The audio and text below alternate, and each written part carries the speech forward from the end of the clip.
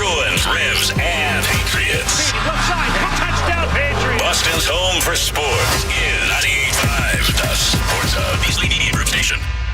Sports Hub headlines. Bruins bested the Maple Leafs last night 3-1. Jim Montgomery ceased his goalie rotation and started Jeremy Swayman for his second straight game. Brad Marchand also recorded a goal and an assist in the victory. It's back to Boston for Game 5 on Tuesday. Celtics turned down the Heat 104-84. Jason Tatum and Jaylen Brown led the team with 22 points each. C's take the series lead 2-1. Game 4 is on Monday. Tip-off set for 7 p.m. in South Beach. Sox destroyed the Chicago Cubs 17-zip. Ceddanne Rafaela went 4 for 4 with 7 RBIs. According to Red Sox stats on Twitter, it's the most one-sided shutout in MLB since the Cubs beat the Pirates 21-0 in 2022. Tanner Houck will get the start tonight in the rubber match. First pitch, 7:10 on ESPN. Patriots rounded out their 2024 draft class yesterday, selecting 5 players, starting with offensive lineman Layden Robinson and wide receiver Javon Baker in the 4th round, cornerback Marcellus Dial and quarterback Joe Milton in the 6th, and tight end Jaheim Bell in the 7th and final round. And at a sold-out Gillette Stadium, Lionel Messi put on a show. His 2 goals helped Inter Miami secure a 4-1 win over the Revolution. Sports Hub headlines are brought to you by Safety Insurance, providing comprehensive coverage for your auto, home, and business. Ask your independent agent about safety. I'm Ryan Beaton on Boston's home for sports, 98.5 The Sports Hub. Your next update at 9. Pastrnak got that shot away. Shoots his head. Hi, this is David Pastrnak. Pastrnak for the low laser. And you're listening to 98.5 The Sports Hub. This is Sunday Kickoff with Alex Barth and Cerrone Battle. We hit, we win. We put pressure, we win. We penetrate, we win. Getting you ready for a long day of football coverage. The Pats, league news, betting lines, and game odds. Sunday Kickoff on 98.5 The Sports Hub has it covered. Here are Alex Barth and Cerrone Battle.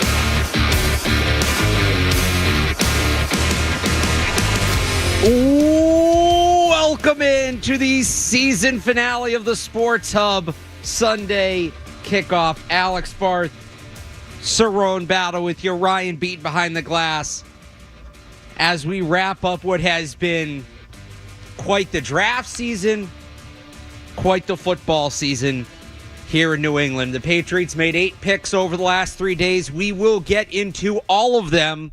We'll talk some UDFAs as well. We'll get into our thoughts around the league in the draft and, of course, what is next as the Patriots now begin the spring practice phase of their calendar. But Cerrone, first off, good morning. How you doing? Good morning, man. How are you doing, man? How are you holding up? You been resting? I'm feeling great. Lights at the end of the tunnel. This is like the last day of school. This is it. This is it. This is all that stands between me and summer vacation. I don't think I'm 1 foot out the door, though. I'm ready to go because they gave us plenty to talk about in this draft. And we'll just start there, big picture, and we'll get into the individual players. Plus, I want your calls. I want your thoughts on the draft. 617-779-0985. What'd you think? What was your favorite pick? What was your least favorite pick? We're going to take calls throughout the show. It's going to be a much looser format today than it usually is because we just got a lot to get to here as we wrap it up. But on the Patriots draft class itself, Cerrone, and I can read the class off if you want to check it out. Matt Dolph on 98.5thesportshub.com did his annual Meet the Patriots draft class. So they start off Drake Maye with the 3rd overall pick. 2nd round, trade down a little bit, take wide receiver Jalen Polk out of Washington, stay at 68. Caden Wallace, the tackle from Penn State, wraps up day 2. They start off day 3 with a guard. First Felger Maz big board hit, Layden Robinson from Texas A&M. Javon Baker, 7 picks later, wide receiver out of UCF.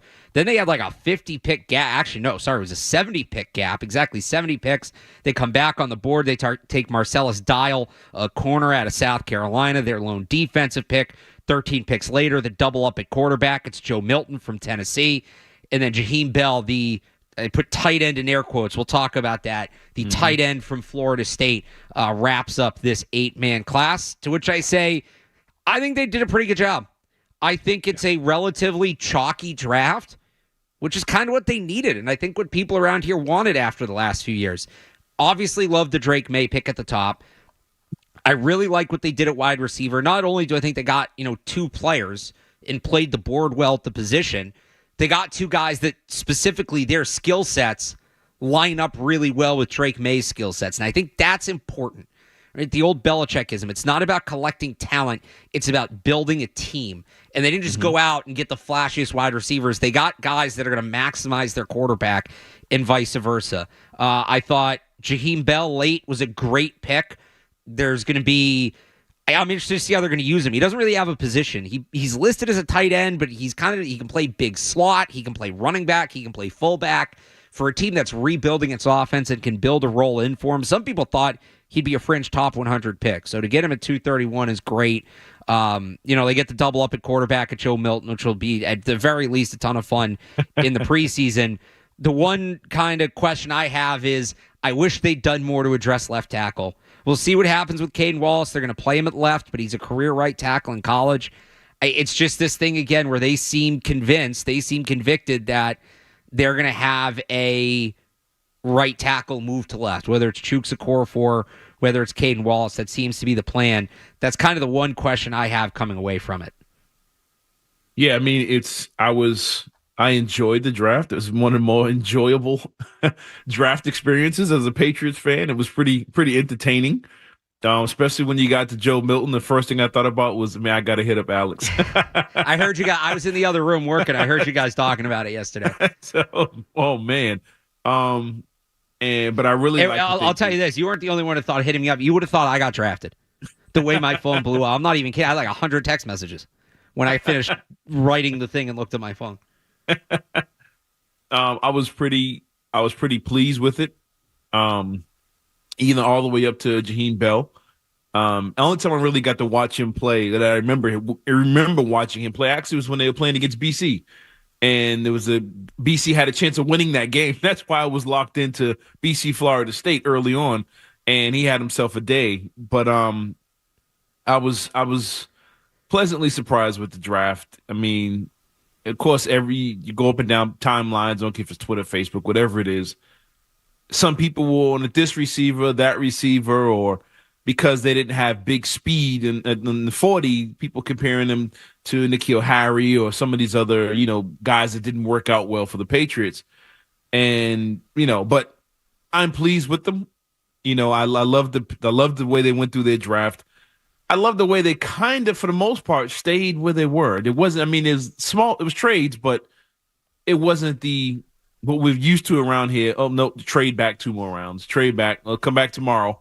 And I kind of like the way they just stayed, for the most part, stayed in their range and got the guys they wanted, not the guys that everybody else wanted. They had their plan and they stuck to it. And especially you talk about the top of the draft. And I know some people thought Polk was a reach based on the projections. My thing about using draft projections once the picks are in, I compare it to, you have a convertible. You're going for a drive the next day. You look at the forecast. It says it's sunny. Great. I'm going to drive with the top down. You walk outside. It's raining. Are you still going to drive with the top down? Because the forecast last night said it was sunny. That's how I look at it. And we talked a lot leading up to the draft about that 34th pick. And is there going to be a run on tackle, pushing a receiver to them? Is there going to be a run on receiver, pushing a tackle to them? In the end, there was a run on both because nobody took defense. Nobody. Yep. We set records at tackle and receiver in the first round. You could argue at that point, Jalen Polk was the best receiver on the board. The only other guy there was A.D. Mitchell, who I think a lot of teams passed on because of medical red flags, which we didn't know leading up. I would have changed my projection had I known about that. That came out super late. Could they have moved up in the first? Mike Reese had a piece this morning that they were trying to move up to the 32nd pick, maybe get Xavier Legette or Ricky Pearsall, which would have been nice, but also then you don't make that trade with the Chargers. You don't get 110. You probably don't have Javon Baker. And would I have liked Ricky Pearsall over Jalen Polk? Yes. Would I have liked Xavier Legette over Jalen Polk? Yes. I don't think the gap is that big, especially with Legette, where having Polk and Baker, to me, is a better option. Yeah. So I thought they played the board really well in that spot. And like you mentioned, they did. I was sure they were going to close that gap. After that trade, they had that 70-pick gap. But you kept hearing it yesterday from the insiders that the league felt after the 4th round, this draft dropped off. There weren't a lot of guys with 5th, 6th, 7th round grades. It was kind of just UDFAs. So they probably sat there and said, why do we need another pick here? Why do we need another pick in this round? And then the guys they got, I mean, Marcel Dial was a fringe draftable player. He's going to play special teams, but Joe Milton's a guy some people thought would go in the top 150. Jaheim Bell's a guy some people, before he had kind of a rough combine, people thought might be a top 100 pick. So they got tremendous value down there. Last night I was driving around, had the satellite radio on. I was listening to the Bruins game and into the Celtics game. Celtics were just going off, but they were replaying some stuff from NBC Sports after the first 2 rounds. Who should go here? Who should go where? And they had a whole segment on Jaheim Bell and how they thought he was going early. And then I'm like, that's interesting. It's interesting to listen to the old radio broadcast before the picks are made and what people were saying about players. And Jaheim Bell was one of the names that came up. And they had him going like 4th round or something like that. And for him to fall to them that late, I think that was their steal of the draft, in my opinion. That if we're going to go like pound for pound, like their best picks relative to where they were taken. I'm sorry. I mean, Drake Maye getting him 3rd still great. Jaheim Bell might be 2nd. Mm-hmm. Jaheim Bell really might be 2nd if we're going to do the value thing. Yeah. He's a go ahead, man. We'll see. I mean, we're opening the show talking about the 7th round pick, but he's a really interesting pick because again, I think part of the reason he fell was nobody knows what position he plays. Mm-hmm. Like he's kind of a tight end. He's kind of a big slot receiver. He can play some running back, some fullback. In a team that's totally remaking its offense, you can carve out a role for him, which is great. And ultimately, that gets back to the big point. We can jump back to the top of the draft here, and this kind of cues us up for where we're going next. They said weaponize the offense, and we all kind of rolled our eyes at that, and they didn't sign anybody in free agency. They went out, they got Drake Maye options. Mm-hmm. They got him options. Again, I would have liked to see them get him more protection, but they got him options. You can't say they didn't do that. Yeah. So what does that mean for Drake Maye now moving forward? He's a Patriot. No more Jaden Daniels, J.J. McCarthy, whatever. It's Drake Maye. New England, Drake Maye is your quarterback. What does that look like now moving forward in the coming weeks, months, and years? We'll discuss that next here on the Sports Hub Sunday Kickoff. More Sunday Kickoff coming up on the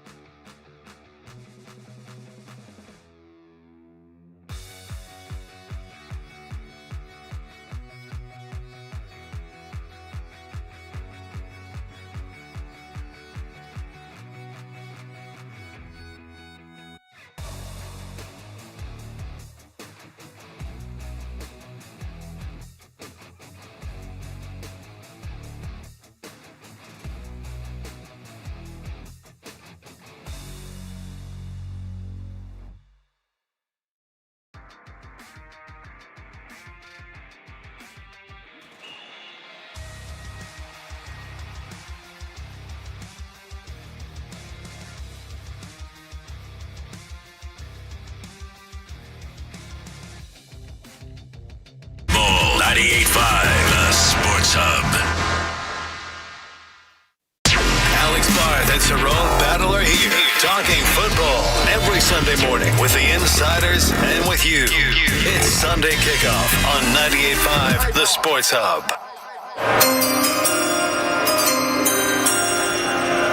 With the third pick in the 2024 NFL Draft, the New England Patriots select Drake Maye, quarterback, North Carolina.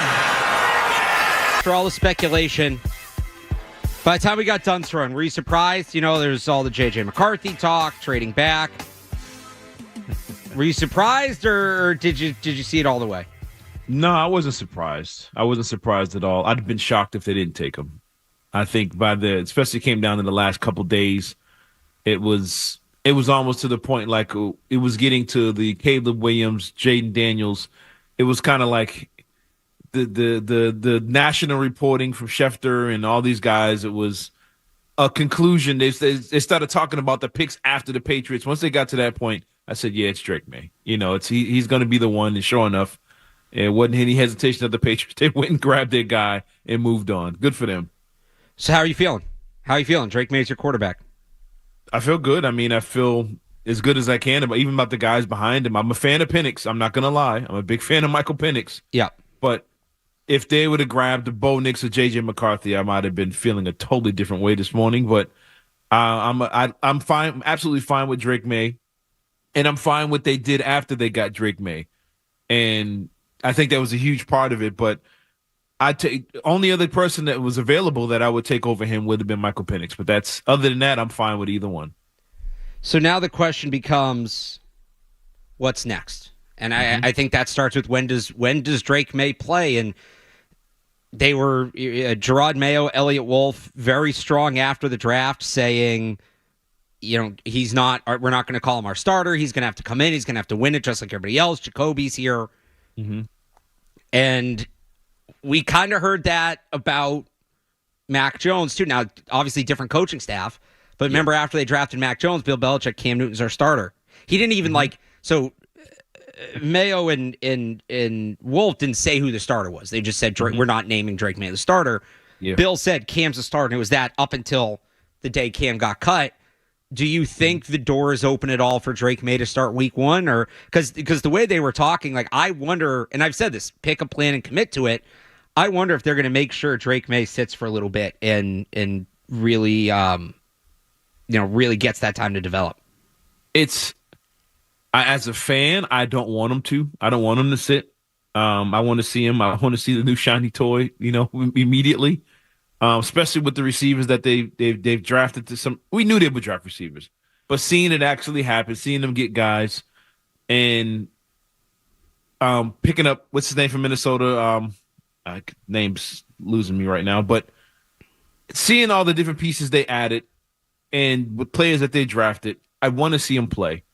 And I want to see him play for the fact that I want to see what he can and can't do. That way, when you go on the next offseason, you can say, okay, all we need to add is this. All we need to add is that. I think it sets you back another year of not really knowing we don't even know if the kid can play when it's cold outside. So I want to see him play. That way, what you're building around in the future. If he has a bad year, okay, we know we need to add this, increase our running game, whatever we need to do, this type of receiver, get a little more speed, whatever it may be, design our offense to get him on the move a little more, whatever. I'm just throwing that out there. But I think seeing him play, they're going to see a lot of him in training camp practice and stuff like that. But seeing him in live action allows them to really have a game plan going into next offseason. I think just not playing him puts all that back, and you're kind of not tanking the season, you're kind of throwing the season away. And how does that feel for the guys in the locker room and the rest of the guys on the team like that? I don't want to sit a year and just whatever as a test year or whatever. So it's just a weird feeling, but if that's what they want to do, then so be it. Yeah, I would just say, you got to have commitment, right? And it goes beyond what he's doing in training camp. Mm-hmm. If he lights up training camp, great. How's that going to translate to game action? Even in the preseason, I think everything's going to have to come with level of expectation. I hope he plays quite a bit in the preseason, early in games, so we can get an idea. I don't need to see Jacoby Brissett in the preseason. It's nothing against Jacoby Brissett, but I know what Jacoby Brissett is. He knows what he is. Everybody knows what Jacoby Brissett is. So I think that's ultimately what it comes down to. Do you think they got him enough help in the draft? In terms of his rookie year, like obviously they're going to keep building this thing. I think we're still going to be talking about tackles next year. I think we're still going to be talking about, at least at the top of the board, receivers next year. But for rookie year, for a baseline, do you feel like they helped him out enough? I think they did, man. I think Polk and Baker, they're playmakers. I know people looking at their 40 times and just saying, oh, they don't take the top off the defense. I didn't see anybody really catching those guys on the field. But Polk, look at if Polk wasn't playing with, the teammates he had and was somewhere else, what would his numbers look like? What would his targets look like? For him to have over 1,000 yards, it was 9-10 touchdowns as a number 2 is pretty impressive. And you saw him in the playoff game against Texas. He had a big game. For those who watched some of Washington's games, he was a big play guy. I didn't see Baker much at all. I'm not going to sit here and say I've seen a bunch of UCF football, but for everything I've seen or read about the kid, he's a playmaker as well. Strong guys and go get the football and kind of take interceptions away from DBs and keep possessions alive. And as far as Jaheim Bell, I think my comp to him on the field, people don't get mad at me, on the field is Aaron Hernandez. He reminds me of Aaron Hernandez type tight end. You can kind of put him all over the place. Not really a tight end, not really a fullback, but if you use him right, he can be a legit weapon. That's what he looks like to me when I first seen the kid. But, I think they've done enough. The offensive line we still don't know. But, I mean, they picked up guys who are pretty solid on that level. It's all you can really go by. Does that mean the kid from Penn State, does he get kicked out to left tackle? Does Michael Winter kick out the right tackle? I don't know, but they addressed it. They tried to get guys on the offensive line. They've gone out and got them help. And like you mentioned earlier, there was a crazy run on left tackles. So it was kind of like, dag, well, we got needs all over the place, just like there was a run on wide receiver right before they were picking. So they probably got the best guys that were left that were on their board. So I think they tried to do enough for them. I mean, I think them just with the draft, but I think they've done enough for them there. I would love to see all these guys on the field, and man, for some reason, I think Pop Douglas is going to have an insane season. But that's just me. Whenever Drake Maye plays, excuse me. Well, to go back to your point of or to talk about Pop Douglas, I talked about this earlier. I think Javon Baker, Jalen Polk, and actually, sorry, it's Javon. I saw that yesterday. Javon Baker and Jalen. So they got the Jays now, like the Celtics. Jalen. Javon Baker, Jalen Polk are both downfield receivers with big catch radius. That maximizes on what Drake Maye does, and that's why I like those picks. And I say that, and people say, well, you can't throw the ball deep every play. You can't, correct, but that's where Pop Douglas is going to come in. Those guys, ideally, how I think it's going to work is those guys are going to command coverage down the field, so teams can't stack the box, teams can't crowd things underneath, and you're going to have Pop Douglas, you're going to have Kendrick Bourne, you're going to have Hunter Henry one-on-one in the short and intermediate parts of the field. And you can pick, if Drake Maye can become more accurate in that area, you can pick teams apart there. And that's, it seems to be pretty clearly what the plan is. So in that sense, again, it feels very complete. The one thing I think they're missing, and we can get to this a little next. And by the way, if you want to call in and talk draft, 617-779-0985. I think both of these guys have the ceiling of like high-level number 2 receivers. And so these are the complementary pieces. And I know we've kind of been spinning our wheels here with the Patriots have all these great complementary receivers, but they don't have another number 1. But they lost some of those complementary guys. They're getting older. So they reset that. Now, next year, if you go out, you get that true number 1 to pair with Jalen Polk, to pair with Javon Baker. Now you're in great shape. Now you're really in great shape. So I think that's the one more guy you're looking for. But the thing about a guy like Jalen Polk, who's so versatile, who can play in the slot, who can play on the boundary, who runs a pretty diverse route tree, is you're not necessarily handcuffed in what your other receiver is, because he can cover whatever role you need covered. Yeah, and I think you have to remember too, I couldn't think of the kid's name, KJ Osborne. That's what I was trying to think of. So he's another vertical player. Another guy you add in, Hunter Henry, I think, would benefit huge when these guys are on the field. just something we've talked about all, last season. It's not really, you can say, can't throw it deep to these guys every single time, but the threat of having guys on the field that you can throw the ball to, it changes the way you do a bunch of things, the way they cover this team. Whereas before, they just sat there and was like, we don't trust any of these guys downfield or the quarterbacks to throw it to them. And it made it difficult for everybody else underneath. Like you said, Pop Douglas, Hunter Henry's going to have himself a day. And picking up third down, receiving back now. I mean, it's just little. That's what I wanted to out of the draft. I wanted to see another running back. I meant to bring that up earlier. I wanted to see them pick up a running back. It hurt my soul that running backs didn't start going until late in the draft.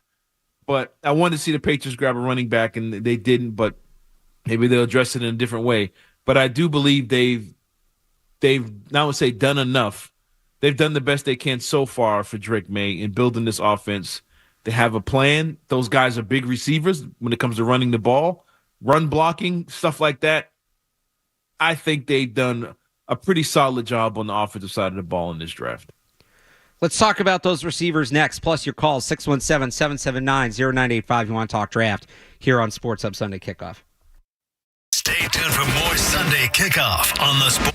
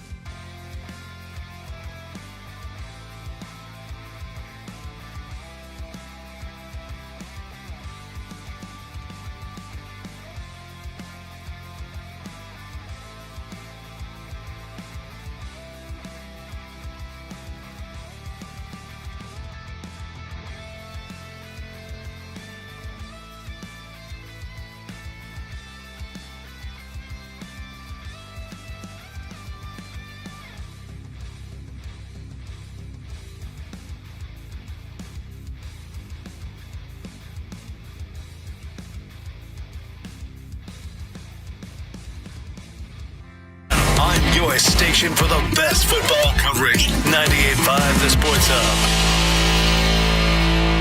3 minutes in. Play fake by Penix. They brought extra rushers to the horns, and the throw's right on target. Jalen Polk spins away. Jalen Polk being chased and tackled by Terrence Brooks. And Plumlee keeping it and then throwing it, and it's caught at the 40. Baker running away from all the Sooners. Baker slowing down, but not enough time for Oklahoma to catch up to him. It's an 86-yard touchdown pass that totally fooled OU. And UCF has the lead. They got two downfield threats.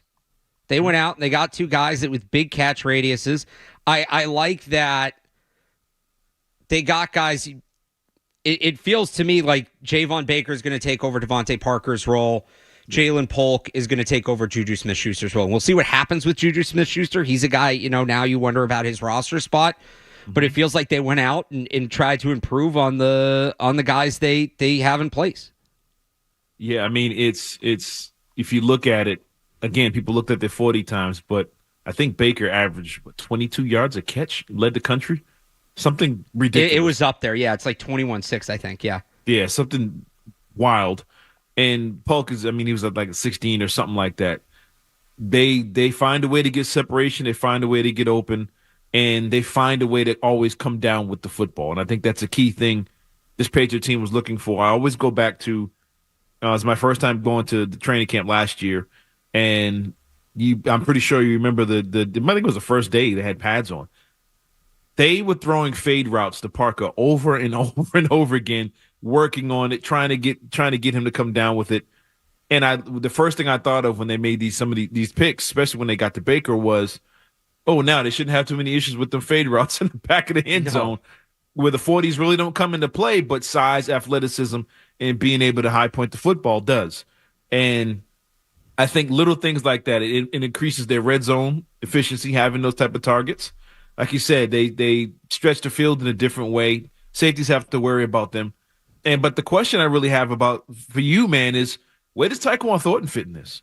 Is there a way for him to really to show off his speed or ability, or looks like he's put on some weight? You see him working out in the offseason, stuff like that. What kind of make or break offseason is this for Tyquan Thornton? Well, look, the one thing the one knock, if there is on this wide receiver draft class, is there's not a ton of speed. Mm-hmm. I don't think Baker's slow. He's not fast. He's not a burner, I should say. Yeah. And Polk is kind of in the same boat. So we kind of talked about it last year. Is he going to hang around just because of his speed? And that kind of ended up being the case, once he got back from that injury. And could that happen again? But he has no guaranteed money in his contract. So, yeah, he's another. Look, they have 4 roster locks: Demario Douglas, Kendrick Bourne, Javon Baker, Jalen Polk. Those 4 guys are going to make the team. Yeah. After that, it's Juju Smith-Schuster, KJ Osborne, Tyquan Thornton, Jalen Reagor competing for 1, maybe 2 spots. And obviously that changes if somebody gets hurt. But he's another guy like Juju Smith-Schuster that could be on the outside looking in. And do you think Reagor hangs around because of the special teams changes? Kick returner or something like that? He has that edge. So, he has that edge. Juju Smith-Schuster has the edge of experience. Okay. Tyquan Thornton has the edge with speed. It'll come down to what they want and who they feel can do the best with that. But it's going to be a crowded room again, as it feels like it's been every year at camp. But the thing is, it's usually crowded, but is there the talent there? Now there's a couple guys with significant upside. Let's go to the phones here on the wide receivers. Rod in Lynn. Rod. Yeah, great show, guys. Listen to it every Sunday morning. Look forward to it. I just wish the Patriots had moved up from 34 to around 27, 28 and taken Tyler Guyton, an offensive lineman. I think he could have really anchored the line down. As far as the other, 4th, 5th round picks, you're not going to know about this draft for 3 years. So people say, oh, this team reached, this team did lousy. You're not going to know.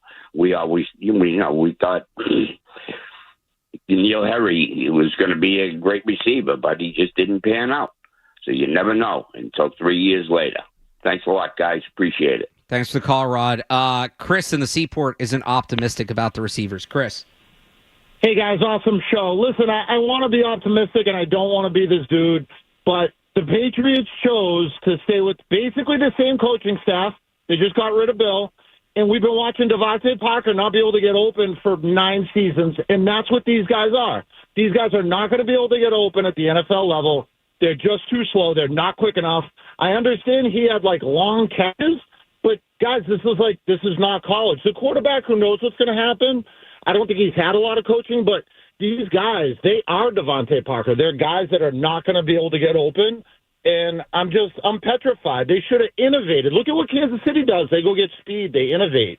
We do the same thing over and over again, and we never learn. Awesome show. Thanks for the call, Chris. The coaching staff on offense is different. And as for the receivers, Polk can get open. Polk he's not going to run by guys, but he gets open. He's a very smart route runner. He looks at what's in front of him. He can create separation more by being crafty than just outright fast. Yeah, Baker's more of a contested catch guy. That's what he is. There is some Devontae Parker in his game. You just hope that he's more competitive at the catch point. Because with Parker, we saw, right? You go back to the Raiders game where he dropped that ball. And it seems like, I don't know if you saw his comments yesterday, Cerrone. Javon Baker is a very competitive guy. Yes, he is. Yes, he is. I mean, he's competitive, confident. But what the caller was saying about speed and not getting open, I think one thing that gets overlooked now that we've put so much focus on the 40 time is route running. Yes. Tyquan Thornton is the fastest Patriot we've ever seen. But his route running skills and hands is the reason he's sitting on the bench. You have a guy on the team that runs a 4.28, whatever it is, which would have been the second fastest guy in this draft, which is crazy. But he didn't have the route running ability to get open. These guys, if they're running 4.5s, but yet they seem to be running free all the time because they're good route runners. They know what to do against zone. They know how to find holes and hold on to the football. And NFL speed, not being able to get open, you're not going to be able to tell right away. Puka Nacua ran a 4.57. He was the best rookie receiver, one of the best rookie receivers we've ever seen. So you can't really base it off the 40 time. If these guys can get open, use their size, use their hands, they can be dominant players in today's NFL. All the guys that run 4.2, 4.3 40s, the reality is they never really pan out. Those aren't the guys that hang around the most. It's the guys that have the ability to run routes, get open, make catches under contact, kind of be able to read the defense, find holes, know when to sit down, know when to get their feet in bounds. Little things like that is how guys hang around and be productive pros. You can't base these guys off their 40 time to say they're going to be great or terrible. All right, speaking of, let's go to Jason in East Bridgewater. Jason. Hey, how you doing, guys? Good. I have no idea why they even kept Thornton. Yeah, I understand he's speed, but he looked awful last year. Couldn't run the right routes, and they ended up costing him a game or two, I feel. He could have caught a few passes to help us out last year. Yeah, I mean, I don't. They weren't going to get rid of him. I mean, he's in the second year of his rookie deal. He'll have to make the team this year. He has no guaranteed money. I don't think keeping him was an issue to this point, but I do think his roster spot could be on the fringe. I think it could. Again, 617-779-0985. You want to call in and talk Patriots draft with us here on Sports Hub Sunday Kickoff. Let's go to Walter in Cambridge. Yeah, I always laugh because you could tell a lot of these guys don't watch college football. They just go off they'll hear somebody that's a vulgar or somebody who's down on everything that people do say, oh, he ran a 4.05. I watched the Bell game against Oklahoma. Baker game against Oklahoma. I watched him against Georgia Tech too. But I'm a Florida State fan, so the reason why I'm calling for is the Bell pick for me is a really sneaky pick because, like you guys are saying, they could do a lot of things with the kid. And the Hernandez comp is really well, but he's a better running back than Hernandez was. So it's like if they use him right, they could probably get a lot out of this kid. And he could be a steal in the draft. I'm not saying an all-pro right away, but the kid does a lot of different things. You know what I'm saying? And it's like but like I was saying, it's funny when people start talking about, oh, this guy, he ran a 4.5. They didn't watch the way he played. You know what I'm saying? It's like if you watch Washington play, when the other receiver got hurt, a lot of time Polk had to do all the dirty stuff. So it's like I'm not. I mean, I wanted Adnan Mitchell, but I'm happy with what they did because Bill, if you guys watch the McAfee thing, he said that receivers wasn't even what do you call it, like a real thing that the Pats needed this year. He was going to run it back with Juju and them. And if Juju's on the team when the season starts, I'm going to lose my mind. You guys have a good day. Thanks for the call, Walter. Yeah, on the speed thing, it's a great point. A caller earlier mentioned Puka Nacua. No, I mentioned Nacua. Or you mentioned Puka Nacua, sorry. Yeah. So Nacua last year had a horrible combine, but what happened was the Rams kind of looked at the in-game tracking numbers, like the actual miles per hour he was running, and realized, this doesn't line up. Like the combine numbers aren't the same as what we're seeing in this testing. And by the way, I think they may have done it again with safety Cam Kitchens this year. You got to kind of go to that. And I was surprised by Bell's testing at the combine. It wasn't great. I thought he was going to be one of the better combine testers. He looks on the field like a great athlete. And so to the caller's point, I think if he gets out there, don't be surprised if he's more of an athlete than maybe you think if you're just looking at the combine numbers. And real quick before we break right quick, I was looking it up for a quick second. The receivers down in Houston, Tank Dell and Nico Collins, they're both third-round picks in 2 separate years. One ran a 4.4, the other one ran a 4.5. And there was points during the season where they were uncoverable when you put a good quarterback with them in their route running ability. Right. And a good offensive coordinator. So you can't base everything off the 40. And Nico, again, I think Tank Dell was a rookie. So you got him, Puka Nacua, both guys 4.5 40s, and they were uncoverable. Did Dell run a 4.5? He was a 4.49. Wow. Because I remember thinking he was going to run. I really liked him in Houston. I remember thinking he was going to run maybe in the 4.3s. Yeah. And I remember he didn't. I didn't remember it was 4.49. So 4.49. That's probably why he slipped to the third round. That's part of it. I remember that his combine people were, because he was smaller and it was like he's going to have to test through the roof, and he didn't. But again, the Texans found him. So maybe the Patriots got a guy like that in Jaheim Bell. Let's talk about the offensive line. We got to get to that. If you want to keep calling in too, we'll get back to the calls in a bit. 617-779-0985 here on the Sports Hub Sunday Kickoff. Sunday Kickoff is on the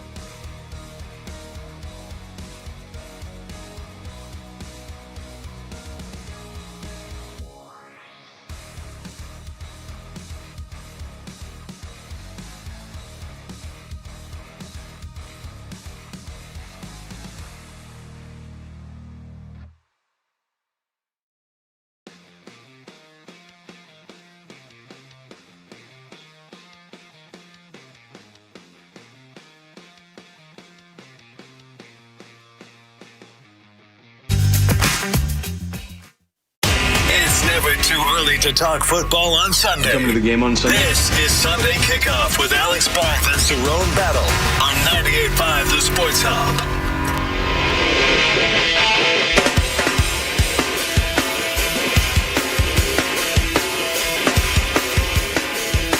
Back here on 98.5 The Sports Hub Sunday Kickoff. Final show of the season. Not forever, just of the season. Talked a lot about the Patriots' weapons they've put around Drake Maye, but how about the offensive line? 2 offensive linemen for the Patriots in this class. They took at the end of day 3, Caden Wallace, a tackle from Penn State. And then they took at the end of day 2, the end of round 3. And then in the 4th round, at the start of day 3, they took a guard, Layden Robinson, who some people think can maybe play a little tackle. I'd be surprised if he moves out there at the NFL. So on Wallace, because a lot of people viewed this as a reach, and this is the bigger of the two. People talked about Polk as a reach too, but Wallace really was projected as a day 3 pick, maybe even a mid-day 3 pick, and they took him at pick 68. You could also argue he was the best tackle on the board because there was this just massive run on tackles late in the second round. I would have liked to see the Patriots move up. I like Caden Wallace as a player, but as anybody who listens to this show regularly knows, and from having talked about Chuks Okorafor, especially, who the Patriots signed in free agency, is a career right tackle who they said they want to play at left. I that move always makes me nervous. It's a lot harder than people realize to go from being a full-time right tackle to a full-time left tackle, or vice versa.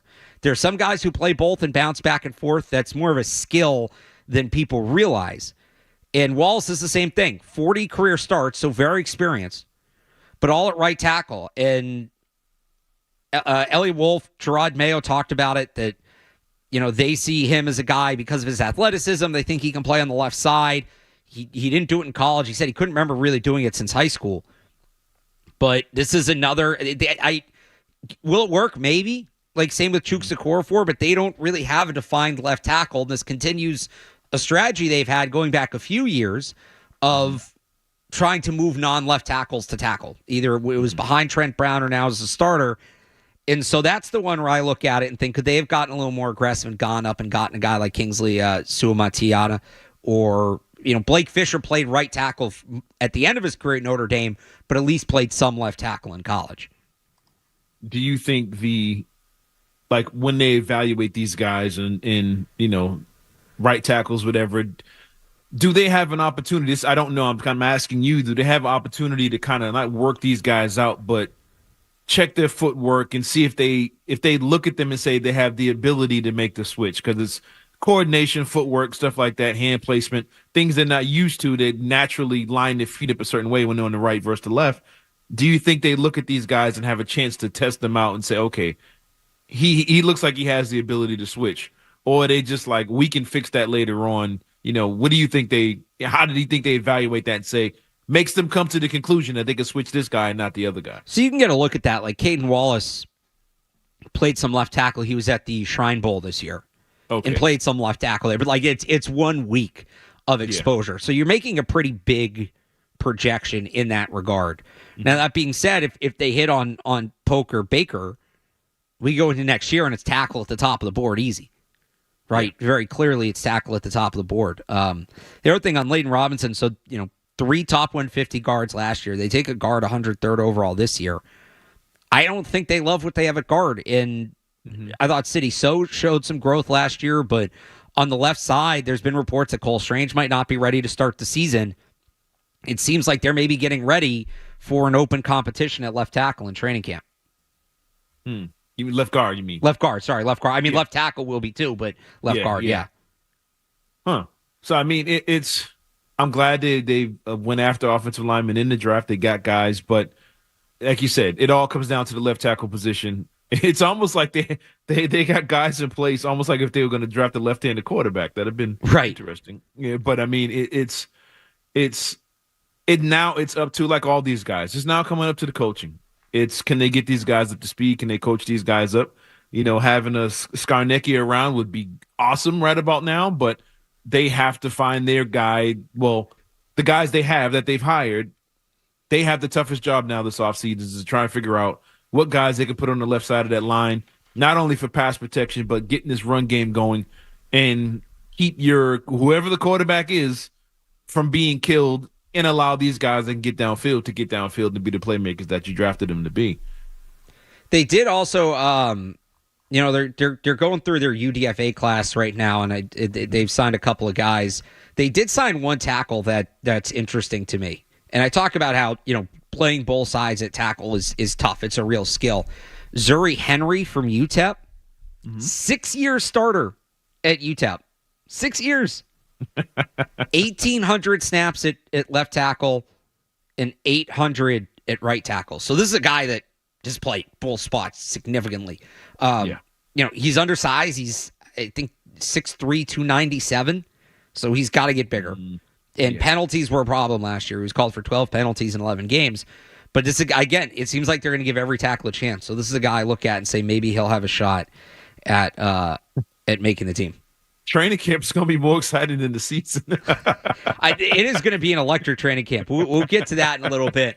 I want to do a quick check of the headlines here, and then we'll reset on the offense. Plus, if you want to call in, you want to talk Patriots draft, 617-779-0985. Peter, I see you on hold. We'll get to you, plus anybody else who calls in the next segment. Again, just quick check of the headlines here on the Sports Hub Sunday Kickoff. WBCFM HD1 from the Town Fair Tire Studios, home of the Patriots, the Celts, the Revs, and the Bruins. Boston's home for sports is 98.5, the Sports Hub. Sports Hub headlines. The New England Patriots 2024 draft class in the books. 8 players, starting with quarterback Drake Maye. They added wide receiver Jalen Polk and tackle Caden Wallace on day 2.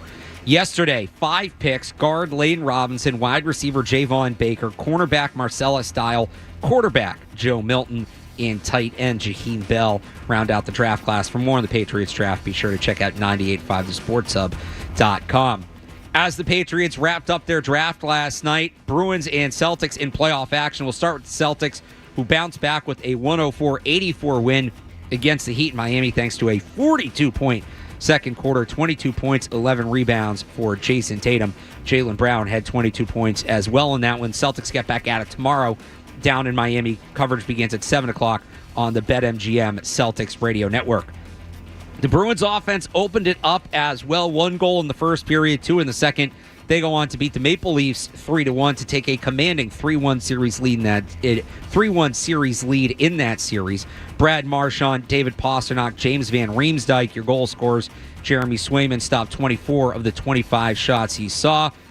There was more offense in Boston as well. The Red Sox taking on the Cubs at Fenway Park. 17-0. The final in that one, the Red Sox accumulating 21 hits. Your RBI leader on the day was pretty spread out, but Ceddanne Rafaela went 4 for 4 with 7 runs driven in. And the New England Revolution welcomed Lionel Messi and Inter Miami to Gillette Stadium last night. Messi scored twice in a 4-1 Miami win. Sports Hub headlines are brought to you by Eastern Mass's leader in drain cleaning and pipelining, Drains by James. Slow drain, clog drain. You need to contact Drains by James today at drainsbyjames.com. I'm Alex Barth on Boston's Home for Sports, 98.5 The Sports Hub. Your next update at 10 o'clock. This is Jaylen Brown. Jaylen Brown towards the corner. Finger roll is up and good. Scoring the foul. Listen to home of the Boston Celtics, 98.5 The Sports Hub. He begins the approach with a run-up on his swing right leg. Every football game starts with a kickoff. This is Sunday Kickoff with Alex Barth and Cerrone Battle on your home for Patriots football. 98.5 The Sports Hub. It means a lot, but look, let me go back a couple of questions ago. We're not sitting here saying that Drake is our starting quarterback. I think he understands that. He understands the things that he has to get better at. And, with coaching and once again, the hard work and the coaches that we have, the support system from ownership, I think he has a chance to go out there and really play at a high level. You can talk about potential all you want to until you reach it. It really doesn't matter. But we do know the man. We know the man is a hard worker and he's going to do everything he can to be successful. If you are what you say you are. Back here on Sports Hub Sunday Kickoff, final hour of the season. So if you want to talk Patriots draft with us, 617-779-0985. It's Alex Barth, Cerrone Battle, Ryan Beaton behind the glass. Let's go right to the phones. Peter in New Hampshire with a thought on Drake Maye. Hey, what's going on, guys? Hey. I love you guys. You guys are awesome. Thank you. Quick question. Do you think there's anything to Drake Maye didn't have as good a weapons as all the other quarterbacks that were taken? And then one other quick thing. Yeah. What did they think about Mitchell from the Longhorns at receiver? All right, so two good questions there, Peter. First, Drake may not have had a ton of top 10 picks around him, like Michael Penix or Jane Daniels. That offensive skill group wasn't as bad as people think. If you don't follow college football, it's just most of those guys are going to be in the draft next year. Bryson Nesbitt, their tight end, is a stud. Running back. Amari and Hampton, right, their running back can play. So he had some talent around him. It wasn't on the same level, but he had some talent. It was the offensive line. That was the difference. The offensive line there was atrocious. On A.D. Mitchell, sometimes I default to when guys fall like that, somebody knows something I don't. And there were a lot of questions that came up late about medical issues and character concerns. It was very clear the Patriots were targeting high character individuals in this draft. They wanted this wasn't just building football players. Like they want this to be the core of the Gerard Mayo era. You know, Gerard Mayo, I think, wants his. It's the 2010 draft, right, where they got. It's over the span of a couple drafts, a few years back. But Matthew Slater, Devin McCourty, Dante Hightower, Julian Edelman, all were picked within the span of like 3 years. Ron Hernandez, when did they come? Right. Well, but just specifically, like you talk about McCourty, Edelman, Slater, Hightower, those were captains. Yeah. Those were locker room guys. Patrick Chung was in that run as well. Yep. That was, Patrick Chung, Julian Edelman, Matthew Slater were all in that 2009 class. That was your core. That was a group that you allowed to set the tone in the locker room. And I think the Patriots were going for that in this draft. So if there were character concerns about Mitchell, right or not, if the Patriots have those concerns, I can understand why they would have, passed on him. And real quick, what I'd add to that, I'm glad you brought that part up. Yeah. Because you guys played in the coming back from the break, him talking about Drake Maye and him being a hard worker. One thing Mayo said at his press conference when he first got hired is you want guys that are going to be in the locker room. They're going to be in the weight room. They're going to be in the building. Just hard-working guys. I think that's something that people have to look at when, how come they didn't take J.J. McCarthy? How come they didn't take this receiver, that guy? The things that we don't see on ESPN and the other stuff is the things that these guys are really looking at. And one thing I can say about Drake Maye that I've heard, seen, you can hear him talking all the time. The dude is a gym rat. They want guys that are going to push themselves. They're going to be in that playbook. They're going to be in the weight room. They're going to have high character guys. It's the other things that people really have to look at other than how much they bench, what kind of 40 they ran. They're picking these guys based off what kind of person they are. These human beings, guys that you want to work with, guys that you want in your locker room. So, there might be people that are more talented, but the guy ends up being a jerk. You end up looking bad, and people get fired for that. So I think that's the part people have to look at is the character and the human being in these players and not so much their intangibles and stats. All right, let's go to Sam in Rhode Island on the offensive line. Sam. Hey, what's up, guys? So, first thing first, correct me, stop me at any point, but Cole Strange is a first-round pick. Yes. Jake Andrews and City So were top 100. Antonio Mafi last year was right outside the top. Okay, whatever. Either way. Now we take another top 100 on an interior offensive lineman. Like, I may be wrong, but I'm pretty sure there's only 2 guard spots and 1 center spot, and David Andrews is still on the team. So for me, I can't stand this constant selection of interior offensive linemen, and I have zero confidence in what's the new offensive line coach? I know Skarnecki has been gone for a few years. Yeah, Scott Peters. I don't know. I know people are saying that he's this savant with offensive linemen, but I'll believe it when I see it because they've had zero ability to develop anybody in the interior or on the outside. And like Caden Wallace, I get he was the best guy available, but I would have loved for them to. I think you were talking about it with Joe Murray on the live on Thursday night. I'm a little annoyed they didn't try and trade up to get Tyler Guyton at the end of the first round. And I don't know. I just feel like they didn't adjust the offensive line. And like, sure, Drake Maye may be the guy. Javon Baker may be great. Jalen Polk may be great, but like once again, we're going to go through a season where nobody's going to be protected and we're just going to struggle. That's just my opinion. What do you guys think? All right, thanks, Sam. I'd say just on the number of guards drafted, you got to remember it's a new decision makers leading the front office. So they may not, 3 guys last year, they may not believe in those guys. Or they may, or Cole Strange could be in that as well. So they're trying to reset that thing. As for the development, I like Peters. We're going to have to wait and see. They're putting a lot of faith in him. Mm-hmm. You're moving 2 right tackles over to left tackle. You have a very, very young guard group. You do have David Andrews in the middle, and his presence as a veteran will be incredibly important this year. But they are putting a lot on Peters, for better or worse.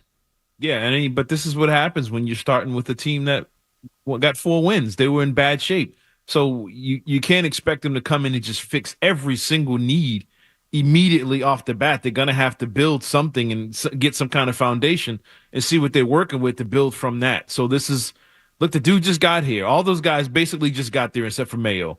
And they're starting on the offensive side. They're starting from scratch. So, and I understand people aren't too optimistic because you haven't seen too much growth with this team over the last 4 years. But look, it's this first year go around for all these guys. So all of them we got to wait and see. He came from Cleveland. One thing we know about the Browns the last few years, they've been able to run the football. They dealt with five different starting quarterbacks. They was able to run the ball until guys started getting hurt. And they made the playoffs because of that. So they played defense, ran the football. You got to give him the benefit of the doubt until they show the ability that he can't or can do it. So I wouldn't put past issues with the Patriots offensive line on the current guys. They ain't have nothing to do with that. Let's go to DJ in the truck. DJ.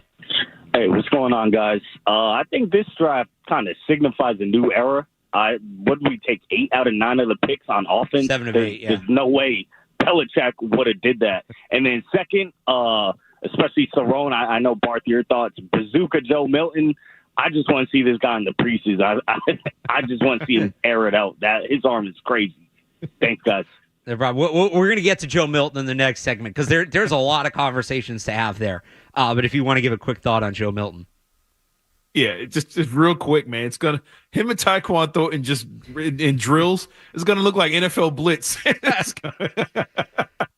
Even just drills with no defense, just them just warming up. It's gonna have people oohing and on. But if he catches it, but that right, it's one of the big highlights that's going around to Joe Milton. It's very funny is in the game against Kentucky last year, where it's even for Joe Milton, he uncorks it. I think it's like 75 yards down the field. He puts it right on the receiver's hands, and the receiver drops it.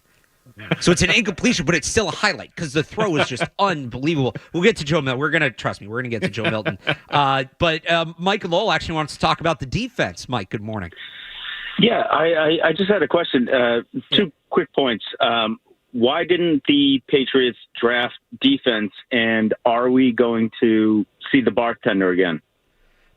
Second one, no. On the defense, I think, and they talked about it after the draft, that they're counting on, they have a lot of young players on defense and internal growth, improving that unit, which you made 3 picks in the top 100 on defense last year. Yes, you should be counting on internal growth to grow that unit.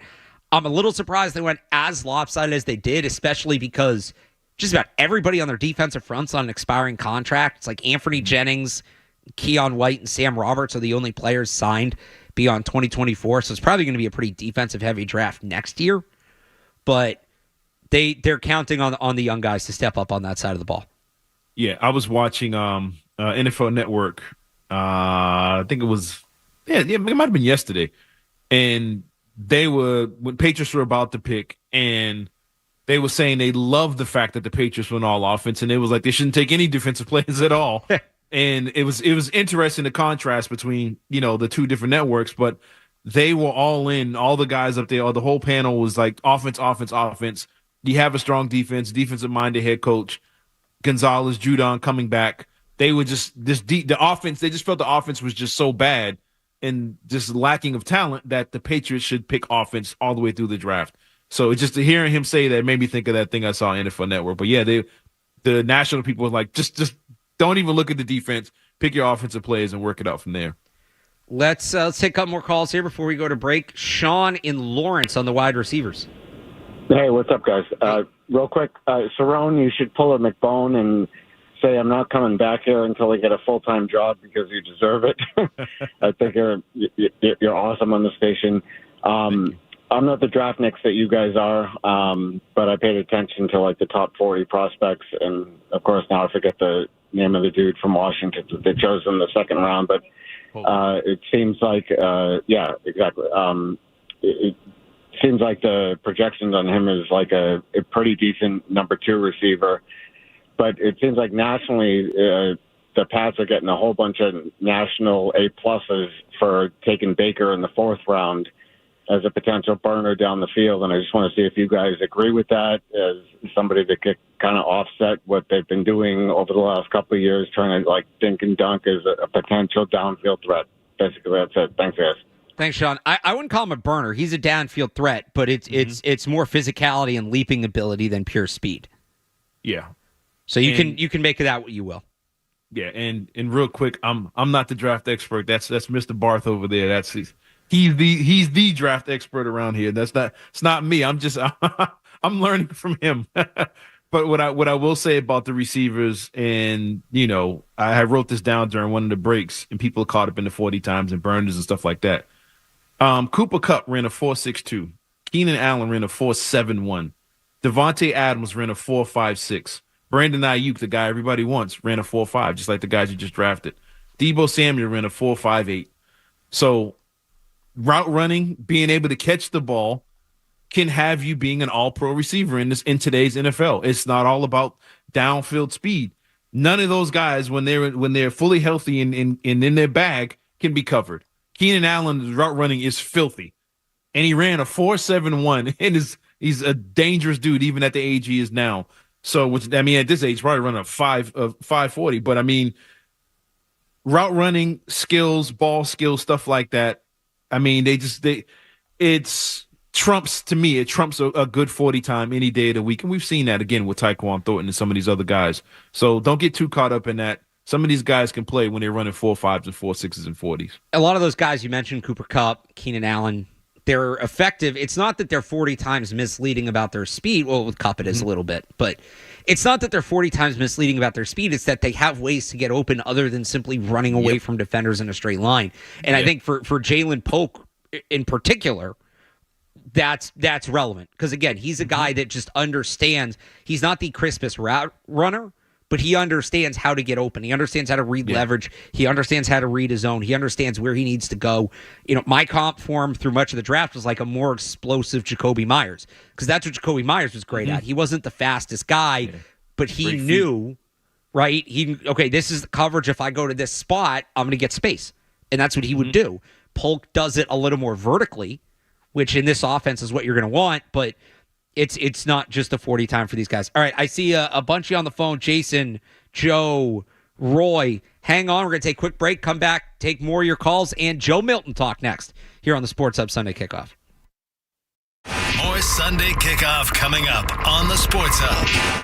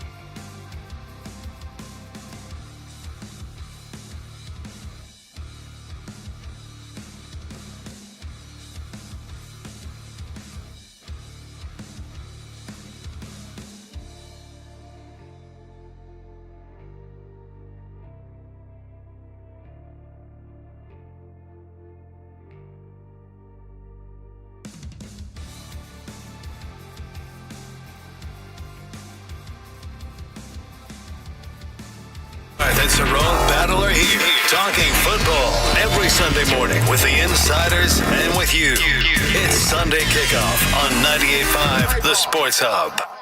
Tackle, take receiver, take Joe Milton, late rounds, best athlete in the draft. Go ahead, Barth. His best line of the draft season is this on Joe Milton. What is it? If you need somebody to throw the ball 80 yards, Joe Milton's going to throw it 80 yards. If you need somebody to throw it 5 yards, Joe Milton's going to throw it 80 yards. Boom! You nailed it. I love it. Thank you very much, everybody. Thank you.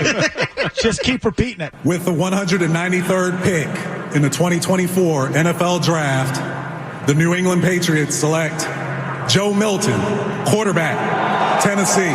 Oh, they went. Get your bazooka ready. I love it. I love this. This reminds me so much of what Kyle Shanahan did when they drafted RG3 and then Kirk Cousins later in that draft. My goodness. Without question, the biggest arm in this. I was stunned, man. I was stunned. But you know what I'd like to pick? I initially had said I didn't want the Patriots to draft Joe Milton. And the reason I said that was because I thought he was going top 150.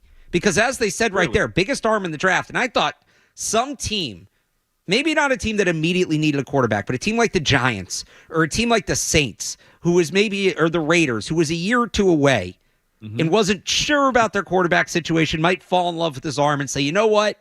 You know, if Daniel Jones isn't working out, if Aiden O'Connell isn't working out, if Derek Carr isn't working out, we'll have Joe Milton in our back pocket and we'll see what we can do with him. And nobody did that. At 193, so I thought the Patriots would have had to take him at 137. Yeah. At 193, at that point in the draft, when you get into the 6th and 7th round, you're basically just drafting individual traits. Unless you're taking a guy specifically for a special teams role, if you're taking a kicker, a punter, or even like a Matthew Slater type of guy you know that's just going to come in and play special teams and that's what he's going to do, you're just drafting traits. And there's a real argument. Not only did Joe Milton have the best arm in this class, his arm strength may be the best single trait that any player possessed in this class. It's his arm strength or Xavier Worthy's speed. Those are the two. Yeah. So if you're drafting traits, why not draft the best trait? Now, a lot of people think they're going to move him to tight end. I don't think that's happening, at least not anytime soon. And he said yesterday, he was asked about it. He said that will never happen, which I love the confidence. Love the confidence out of Joe Milton on that one. He has things he needs to work on. Accuracy, decision-making, footwork all need to be better. But can he develop into... I think they're going to have a role for him. I don't think this is just, we're going to take him as like our third-string quarterback and we're just going to leave him there. I think it's going to be what a lot of people wanted them to do with Malik Cunningham last year. Kind of. Let me be clear about that. The wide receiver thing's not happening. And I hear them comparing him to Taysom Hill. That part's not happening. But this was a role Jacoby Brissett actually had when he backed up Andrew Luck in Indy. Because, yes, Drake Maye can run. Yes, Drake Maye is a big arm. But when he runs, he's going to get hit. He has a big arm, but it's not as big as Joe Milton's. No. Does Joe Milton become the Hail Mary quarterback, the tush-push quarterback? And maybe you have one package, one formation where he comes in and you do some, read option RPO stuff with him. Yeah. Like 5-6 plays a game.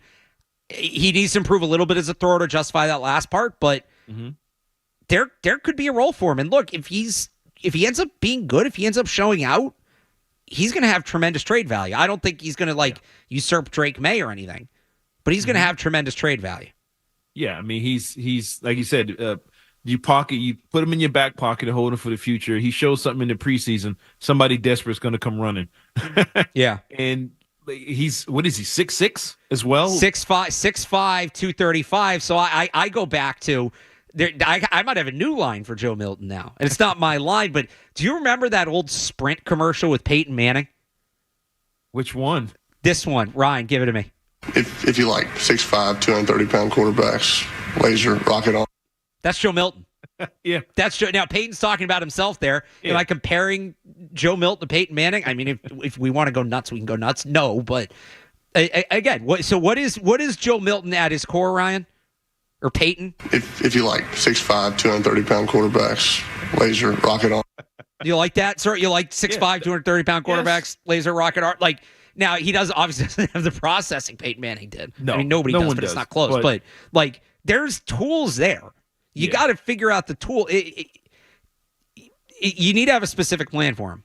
But I don't think the pick's entire. Like some people are talking about it as a throwaway. It's not an entire throwaway. No, it isn't. I mean, look at how. I mean, your backup quarterback situation, just in general, just as a backup quarterback, you think he can beat out Bailey Zappi? Yes. And right there you go. I mean, he'll slowly work his way up the depth chart. And if he's your backup quarterback, you got two young quarterbacks going forward. Quarterbacks get hurt. Half of them got hurt last season across the league, starting quarterbacks. So you need something back there. But not saying, like you said, he's not going to take Drake Maye's spot, but he's competing against other backups that you aren't going to be around. So why not find a guy? And don't overlook the fact that the dude is from Tennessee, the alma mater of the head coach. Not only that, do you know what number? They both were number 7. So, and to the people saying, well, he's not going to take over the job from Drake Maye, but he'll take time away, like with the coaches. Most of his flaws, now to a greater extent, but most of his flaws are the same as Drake Maye. Like when we tier prospects in the draft, we did this last year because I feel like it helps people understand day 3 prospects more. Everybody loved Zay Flowers, right? Mm-hmm. I talked about Demario Douglas. I would call him day 3 Zay. Because it's a similar skill set. For a number of reasons, he was projected lower, but he's day 3 Zay. Yeah. Joe Milton's basically day 3 Drake Maye. A lot of people asked, well, if you want Drake Maye with the arm talent, but he's raw, blah, blah, blah, why don't you just take Joe Milton later? The difference is Drake Maye's 21 years old. He's got a ton more time to grow. And Joe Milton, you didn't see a ton of growth during his time in college. But they're similar players. Yeah, I mean, he's very similar player. He's massive. You said tush push, use him around the goal line, short yardage. He's a massive athletic dude. Bring back the Cam Newton goal line package. That's it. Simple things like that, and like you said, Hail Mary situation. Oh, with this kid, if you get to the 35, it's. Do you remember after the Raiders game, Bill Belichick saying, we didn't know if we could reach the end zone from there? Yeah, you won't have that problem. You're not, and I don't care where you are on the field. You're not going to have that issue. You can be on your own goal line. He might be able to get it there. There's an interview with him at the Senior Bowl where he gets asked the farthest he's ever thrown a football. He said he wouldn't give an exact number, but it starts with a 9. That's insane. Threw an orange 110 yards, and he came on yesterday. Said he thinks he can throw it further. What we need to do is we need to get Zoe out to a field somewhere and have him throw an orange and call it Zoe Milton. But let's take a couple calls here real quick before we go to break. Let's go to Jason, who has a thought on the quarterback draft strategy. Hey guys, good morning. Hey. I got an issue with the draft. I got an issue with the methodology behind the selections this year. And although we did need offensive players, the most critical piece of the offensive line we missed. And in my opinion, I would have taken Alt up there. I would have taken him at 3 and then traded our mid-30s pick to get the best available quarterback at 12 to 15, which probably would have been next. So, Jason, let me ask you this. Would you have been willing to trade next year's first-round pick to draft Bo Nix? No. Okay, well, that's what it would have taken.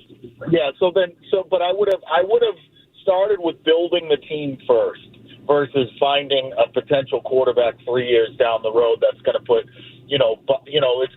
what it's going to do is create a little buzz. Is all it's going to do is, we have a quarterback, so the fan base is going to get excited. I'm not excited about a 60% quarterback in the ACC, which is arguably one of the worst divisions in football, and not getting the most important not getting the left tackle that you really, really, really need, and then you find one that might be okay and probably not a tackle. So, and then you draft Joe Milton, who's useless in the NFL, in my opinion, when you could have got Rattler in the 5th round, who has the potential to be a wild card type of player. So, we can say what we want about Elliott Wolf and, the new regime.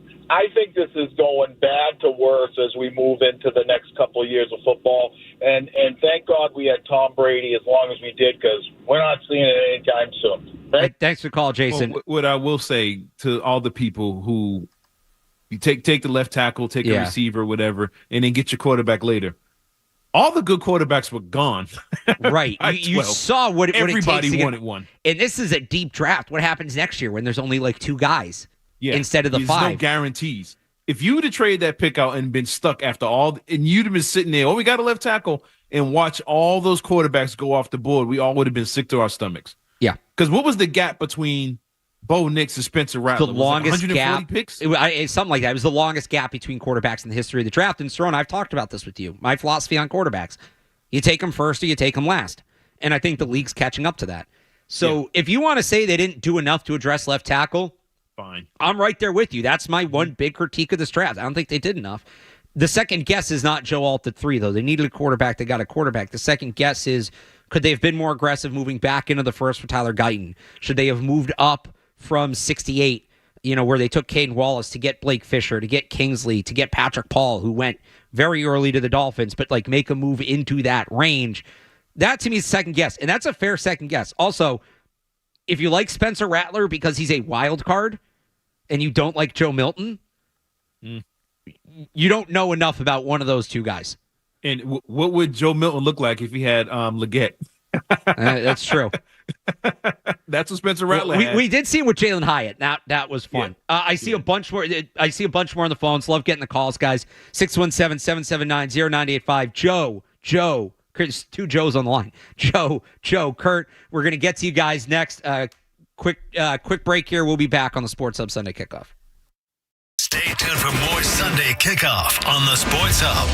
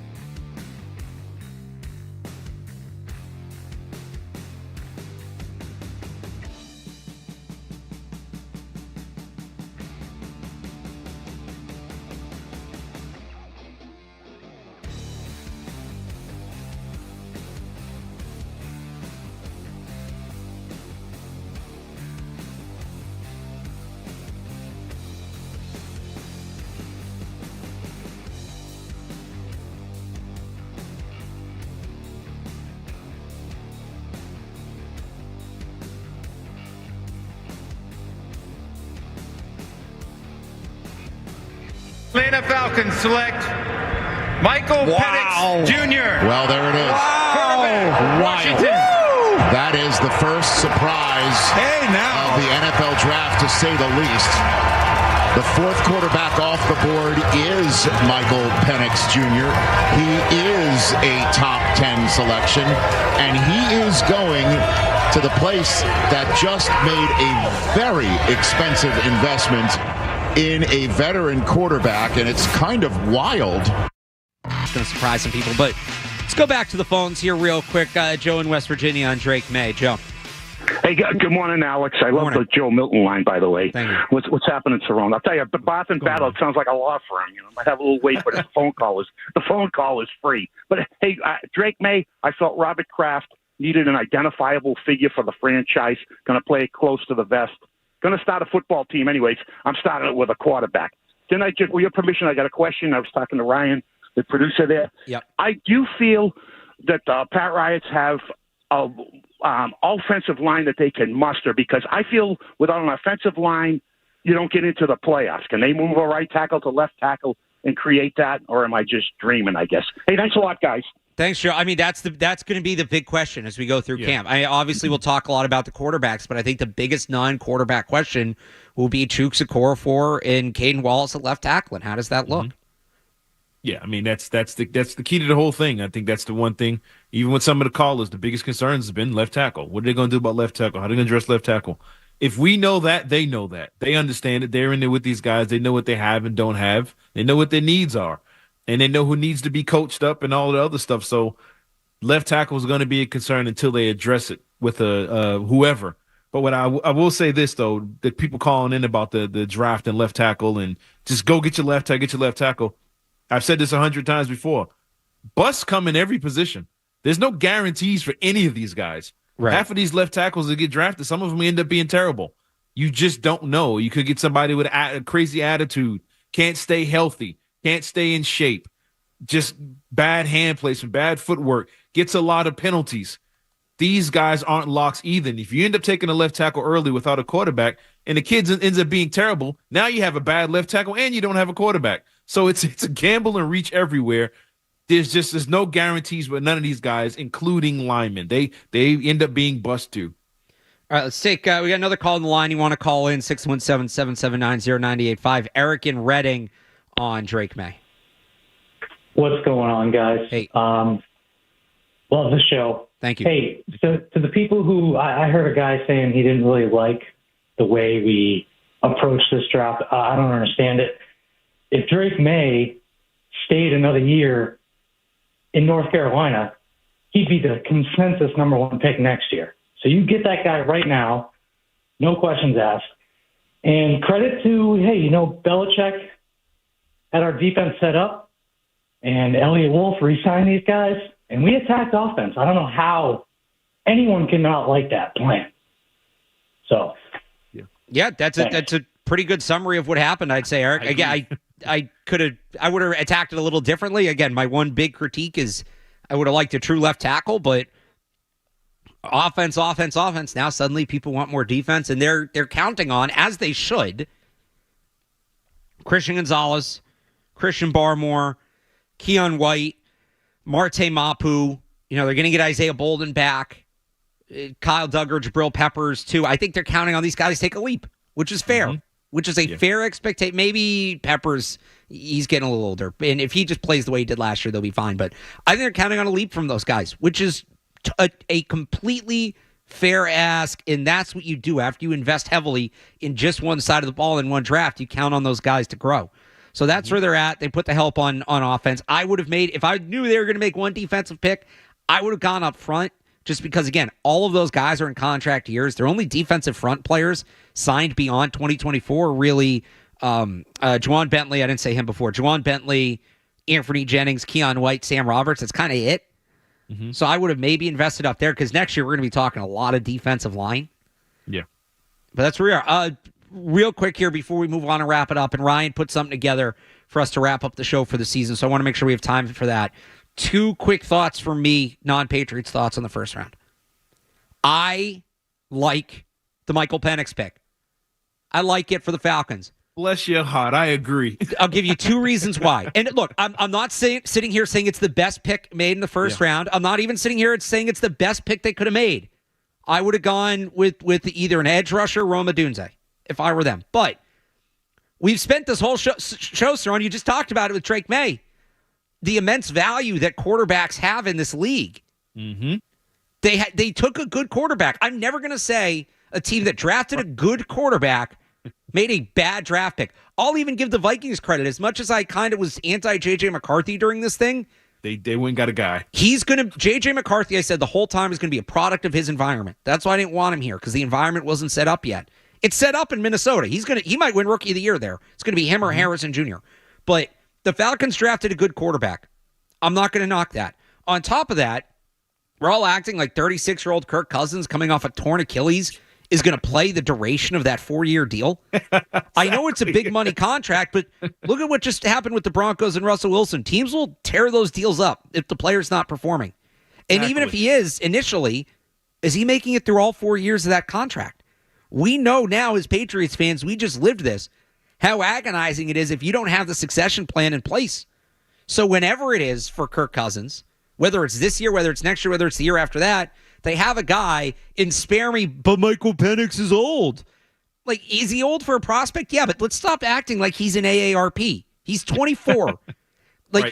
He'll take over when he's 26. Jordan Love was 25 when he took over with the Packers. So best case scenario, Kirk Cousins balls out and you trade Michael Penix, you probably get a decent pick back. Solid scenario, Kirk Cousins balls out for a couple years, you Jordan Love, Michael Penix. Worst case scenario, you threw a bunch of good money after bad on Kirk Cousins, but hey, you have another quarterback who we think is pretty good waiting right there, so you don't blow this window, because I think the Falcons roster is better than most people do. One other thing, so that was not my favorite pick of the first round, but it's up there. The worst first round, the worst draft. What in the hell were the Buffalo Bills thinking? The Chiefs have been your daddy for 5 years. Exactly. And they finally have a little bit of a weakness. And you hand them Tyreek Hill 2.0? I understand trading down. Maybe they didn't love the receivers on the board. Sure, go ahead, trade down. With the Kansas City Chiefs? With that team that you can't get by? I want us all to remember, because if Worthy stays healthy, and that's a big if, but if he stays healthy, that's a tremendous fit. If Worthy stays healthy and him and Mahomes are tearing the NFL apart, nightmare stuff for the next 5 years, I want us to remember who unleashed that evil on the NFL. And I don't just mean Xavier Worthy. Cerrone, do you remember who traded back to allow the Chiefs to trade up to draft Patrick Mahomes? It was them. It was the Buffalo Bills. So for all the credit we gave Brandon Beane for building a team out there in Buffalo, the only credit, roster building credit, I'm giving the Buffalo Bills. All right, Brandon Beane built 2 Super Bowl winning teams, 3 Super Bowl winning teams in Kansas City. He didn't do it for his own team. And then to trade down again, one spot, let a receiver go. They didn't add a single pick. This is a team that Josh Allen's going to have a $60 million cap hit. They're building a new stadium. The cash on hand is going to be an issue. You need players. Add picks if you're moving down. They just kept moving. They didn't add. Disaster draft by the Buffalo Bills. I was on with Joe Thursday night. I was reading text from my friend who's a Bills fan. He was going through it. All right, sorry, your thoughts. Why would you even answer the phone? I see Kansas City on my phone. I would have just threw it against the wall. Like, I'm not. You knew what they were calling for. That's like answering the door when you see it's Michael Myers on the other side. You knew what it was for, and you still said, that works. Well, like, what? This man in a mask is holding a knife. I wonder what he could want. And you know it's going to come back, and they're going to play Kansas City. In the playoffs, and he's going to get 300 yards. You know what's going to happen. 6 catches, $150, 3 tutties. I am betting every over on Xavier Worthy when they play the Bills. Every over. What a stupid, you talk about a fantasy football ad that week. Add Xavier Worthy whenever they play the Bills that week. You're going to win your fantasy week. Trust me. But, and then they draft Keon Coleman, who my comp for him was Aaron Dobson. Yeah. So there you go. All right. There you go. I mean, but real quick, I do agree with you. Any other thoughts? Sorry for you on the first round. No. The Penix situation. I completely agree with you. Yeah, okay. People looking at the money. Who cares about the money? Guys, the owner's $1 billion. He owns Home Depot. He's good. He's good when it comes to money. his quarterback situation is now set for a decade where everybody else still has issues and questions and concerns. Atlanta, they might pick to win that division right now with Kirk Cousins. Kirk Cousins ball, like you said, he balls out. You win a division, you win a playoff game, maybe 2. You're in good shape. He's 36 years old, will be when the season starts. By the time he fades, you throw Penix in with a ready-made team, a ready-made situation. It's not the same as Kansas City with Alex Smith and Mahomes, but it's similar. You got a good team with a guy. Alex Smith was back-to-back Pro Bowls. They still added Mahomes. Yep. It's just let the kid come in. I compared it to we wanted a bridge quarterback here. Atlanta went and got the Golden Gate Bridge. They got a 4,000-yard quarterback. Right. And they still got their quarterback and Penix behind them. They're good to go. If I was a Falcons fan right now, I'd be so happy and so excited. I think they're good to go. You have to get your quarterback. The one knock, I might have told Kirk Cousins ahead of time because they did probably tick him off, and that's not great. Yeah, I'm pretty sure he's mad. I probably would have told him ahead of time. But besides that, I like the pick. All right. One segment left for the season on the Sports Hub Sunday Kickoff. Ryan Beaton has something for us to wrap it up, so we'll do that next here on the Sports Hub. Sports Sunday Kickoff is on the way on the Sports Hub.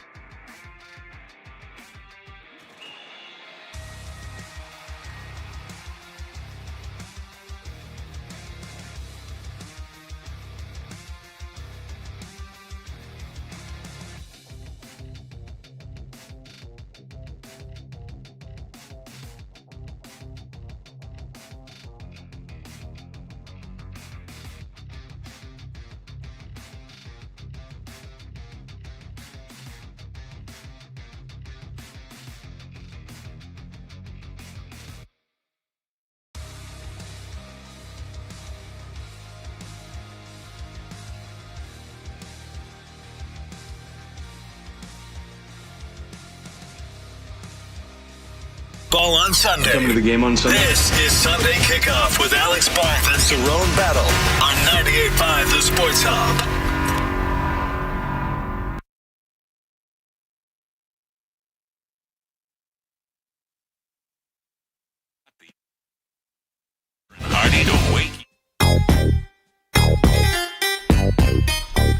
Back here on the Sports Hub Sunday Kickoff, final segment. Again, Ryan has something for us here, Cerrone.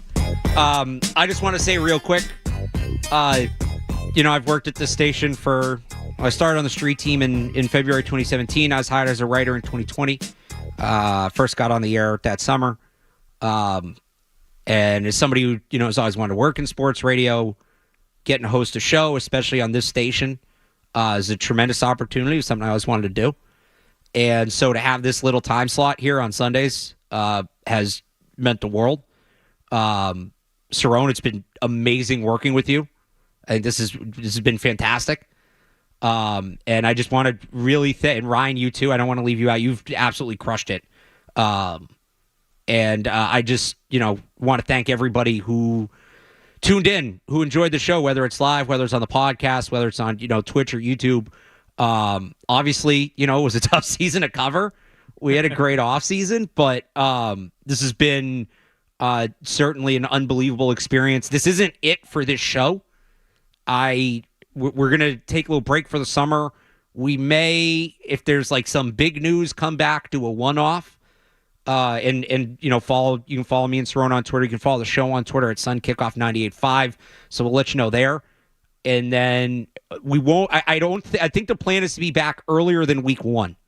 Last year we started this show week 1 last year. That Sunday before the opening kickoff.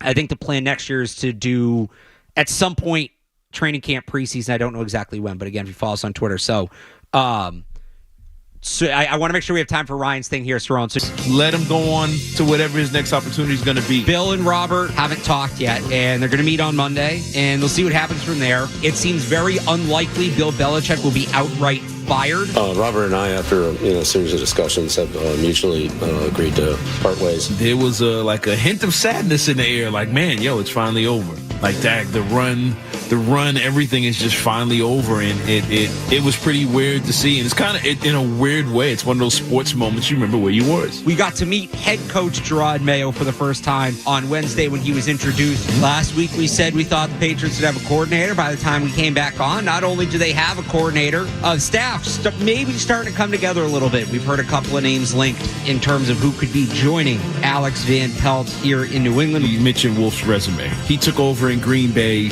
and when he took over, they were 6-10 team. A year later, they were 11-5. Year after that, they won the Super Bowl. I really like Jaden Daniels. Drake Maye's a better fit for what Alex Van Pelt wants to do. We know Brissett will come in. He understands his role. He knows what the situation is, and he'll fall right in line. Maye, Daniels, McCarthy, Penix, whoever they think the best quarterback is. And if it's, we think all four are the same, they're not. With the third pick in the 2024 NFL Draft, the New England Patriots select Drake Maye, quarterback, North Carolina. That was awesome, Ryan. Thank you. I'm going to try to post that on social media if people want to listen back. What a few months it was. Again, Cerrone, Ryan, I can't thank you guys enough. Everybody that tuned in, everybody that called in, I can't thank you enough. And I'm looking forward to getting my Saturday nights back and sleeping in on Sundays. But I'm also looking forward to getting back to this, too, in a couple months. Yes, sir. And real quick before I go. Yeah. It's been great working with both of you guys, man. You've shown me a lot. You've helped me out a lot. And I just got to say this, man. I've said it to you in private. I'll say it to you in public. Alex, you're the best at this in the business, man. You're the best in this region at this. Keep up with it, man. You on your way, and I'll be able to tell people I know that dude when I see you on the big stuff. So, man, it's congratulations for the future, man. You're on your way. I really appreciate it. So, again, we're not done. We'll be back. Definitely, I think the plan is training camp. Maybe if there's big news, we come back. We do a one-off at some point. You follow Cerrone on Twitter, at Cerrone_battle. I'm at Real Alex Barth. You can follow the show. Sun Kickoff 98.5. Check out 98.5thesportshub.com for more draft content. And it's now really, officially, the offseason. It is this time the Celtics, the Bruins take center stage. I'm sure Joe Murray, Ted Johnson. Hey, you guys are going to talk draft, I know, but I'm sure there'll be plenty of playoff talk as well, because that's a story now. Draft's in the books. Offseason's in the books. Again, thank you all so much. I don't know when I'll be back on. Cerrone, you're back on next weekend, right? I'll be on tomorrow. Right. I'll be on later today with Matt McCarthy. Oh, there you go. All right. Well. Yeah, so Cerrone's coming right back. I am going to go home and sleep because it's been a minute. I'll talk to you all later. Again, thanks so much for tuning in all year, and enjoy the weekend, everybody.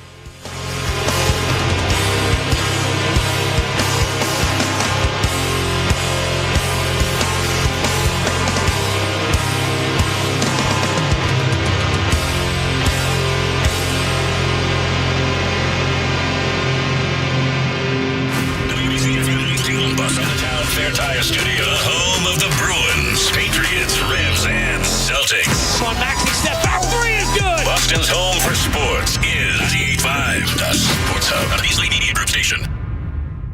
Sports Hub headlines. The New England Patriots 2024 draft class in the books. 8 players, starting with quarterback Drake Maye. They added wide receiver Jalen Polk and tackle Caden Wallace on day 2.